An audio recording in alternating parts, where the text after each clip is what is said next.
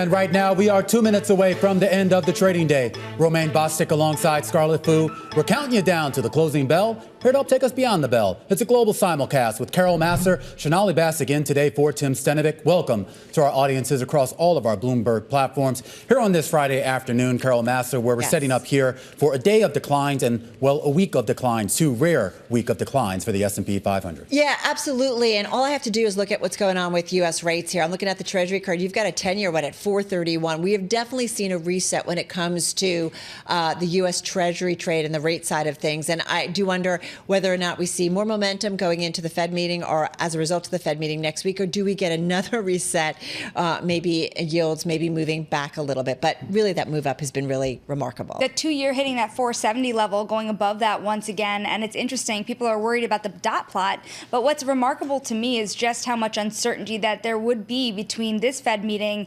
and the ones where you would actually expect rate cuts to maybe sort of kind of start to happen.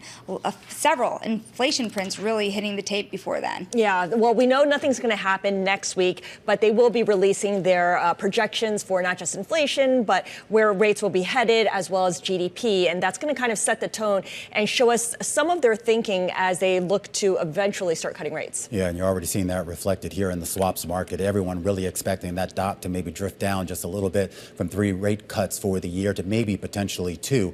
Whether that is the message coming out of Powell and company, we're going to have to wait until next Wednesday, of course, for that press release and that press conference. Meanwhile, here on this Friday afternoon, as we wrap up the week, right across the screen for most of the major indices, a Dow Jones Industrial Average looking like it's going to close out the day down more than 180 points, roughly about 0.5% here on the day. The S&P 500 holding right around 5,001, down about 33 points or 0.7%. The Nasdaq down 155 points or a full percent here on the day. Maybe a bright spot, if you will.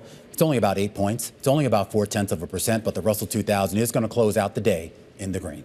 All right, interesting to see. S&P 500, let me go there, guys. Not quite an even split, but close to it. 230 names, Scarlet, to the upside in the Friday trade, 273 to the downside. And volume, of course, in the S&P 500 definitely picked up because it is triple witching, up 60% over the past 20 days. Let's take a look at the sector breakdown here. A lot of red on that screen because you've got infotech, communication services, and consumer discretionary all down at least 1%. That basically encompasses all of big tech.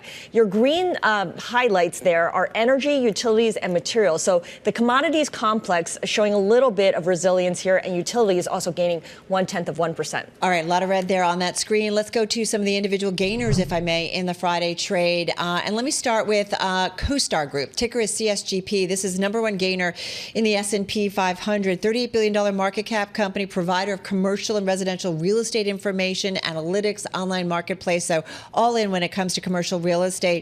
Well, real estate platforms, just a little bit of a backdrop here. Generally, we saw them under pressure today. The National Association of Realtors agreeing to settle litigation over commission rules for agents in a deal that shifts the way that agents communicate about commissions, potentially resulting in lower fees. So you can understand the pressure. However, Wall Street weighing in, CoStar Group, Stevens analyst John Campbell calling it the biggest beneficiary of this, and some other analysts kind of calling it a potential beneficiary of the changes. So we did see some of them weighing in and kind of separating them out. Zillow, I don't have it up here, but I think it was one of the names that actually was under a lot of pressure as a result of this. It was down about 13%, but CoStar Group gaining more than 8% in today's session. Advanced Micro, again, among the top gainers in the NASDAQ 100 here. Bring up the trade there on that one, and this one gaining about 2% in today's session.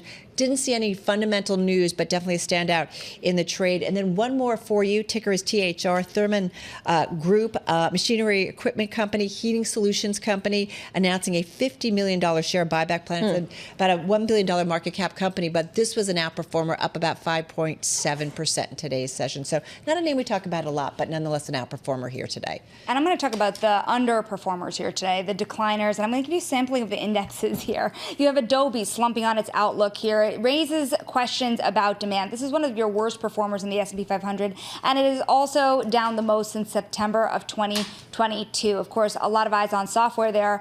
But I also want to bring you the worst performer, or among the worst performers here in this Philadelphia Semiconductor Index. Speaking of technology more broadly, because you did have NXP Semiconductors being one of the worst decliners in the index there, still falling about 2.5%, really helping drag down the index. Remember, the reason I bring it up is this Netherlands-based company really fell on the heels of China asking electric vehicle firms to buy local chips. So you did see a number of firms drop on the heels of that news at Bloomberg News. Now, I also want to point out Immuneering here. This is a biotechnology firm that did face a wave of analyst downgrades today and cuts to its price target. This was a stock down more than 30% on the day, and one of your biggest losers here in that Russell 2000, as we were talking about a little earlier, ending up on the day. All right, let's take a look at the yield space, because it has been 5 straight days of a sell-off on that Treasury curve here, pushing yields higher on the day and on the week. In fact, we're up about 4 basis points here on the 2-year yield, and only about 1 to 2 on the 10-year yield. But on a weekly basis, we're looking at a gain of about 25 to 26 basis points on that 2-year yield. That's the biggest weekly jump we've seen on a yield basis going back to October of last year. That 10-year yield also adding as well here.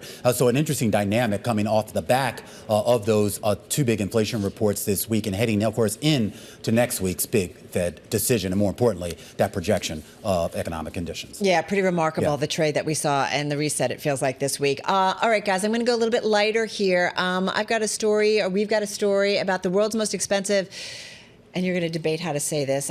Michelin. No, we're American. Michelin. Well, okay. I was going the French version, but I won't do that. All right, Michelin meal. It's about $500,000. This is going to be served in space. Apparently, less than 24 hours after the trip was announced. This is about a trip into space. Many people have already asked where they can sign up. Space VIP, I think. Sonali is the company. It's a luxury space travel company, and they've hired a Danish chef from a restaurant for the 6-hour high-tech space balloon trip, which is set to debut next year. But apparently you can eat, and it's going to be expensive. Yeah, and here's a little about what you can expect on this journey here. The meal, remember, is about $500 million. But I guess if you could make it to space anyways, you might be able to afford that. But the chef wants the dishes to be innovative, like the journey itself. So, well, I would hope so, Sonali. I mean, if you just went up there and he just serves you like some crudo and some crackers here, I think you'd all be disappointed. I'm confused. Explain this to me. So you're going up into space, right?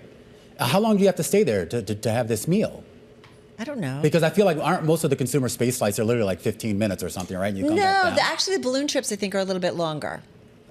So you'd okay. be up there for a few do tell. hours. I've never been on a balloon trip to space, Carol Massar. Well, you live a much more charmed life. I don't think it's started yet, so I don't think any of us. I have another question. Do you remember when we go to the Smithsonian, you can get astronaut food or astronaut ice cream? It's freeze-dried. Yeah, I was and it was just awful. going to talk about that. Are these going to be freeze-dried food items? Hope not. No. They gotta cook. Can they cook in space? Have you not seen The Bear? You know how it plays out. Come on.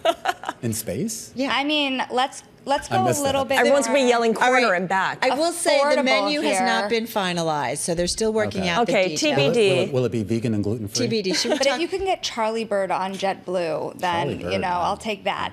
We can hang out with that. There's another story that caught my eye, which is some big name investors, Bill Ackman, Cathie Wood, among them. They are fighting battles, on Facebook, because there's people impersonating them, trying to lure regular Facebook users to invest with them. There's one ad that promised annual returns of 125%, another a 25% return in a week, and told victims to hold these 3 stocks and you'll be a millionaire. That didn't work out, obviously. Yeah, I mean, I think what's more interesting is that they can't really, fight this or get it all taken down. As They tried. It's the internet, and I think if there's any equalizer out there for some of these high net worth individuals, it's like, look, there's only so much you can do. If a bad actor is a bad actor, lawsuits aren't going to matter. It's kind of scary, At one point, remember how much scammers had really taken away from so many people without using a Bill Ackman. And, the Bill Ackman's PR person had told the Journal here that it's like a game of whack-a-mole. That's how much these things are coming up across social platforms.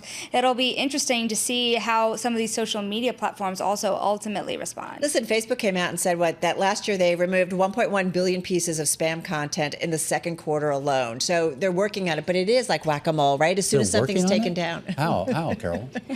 Taking them down, finding them, taking them down. They're responding to people saying, hey, Interesting. there's something going on here. I feel like every time we have these issues, it's always like, oh, we're working on it. And then I have a year Michelin later, we're meal still to take in talking. a balloon. I got to go, space. guys. I'm just Okay. going to tell you. Well, are you treating us? Sure. I mean, it's only 2 million, $500,000 amongst the each. four of Come us on. here. Love you guys So- enough that I would do that for you. Absolutely. All right. That is a wrap. Have a good Okay. weekend. You know that's on. You know that's been recorded, right? Yeah.